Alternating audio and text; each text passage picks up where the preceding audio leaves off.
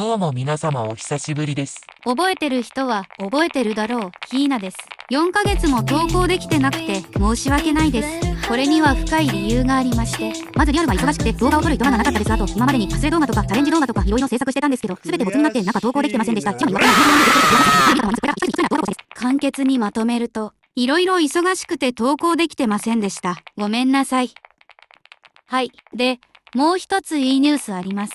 なんと、アミがフレンドになってくれました。ああ、誰って思った人いますよね。怒らないから正直に言おうか。元動画班です。いきなり触れ切られちゃったんですけど、プレサルトをしてくれました。チャットは帰ってこないんですけどね。うわはははははは。ってことなので、これからも自分のペースで頑張ります。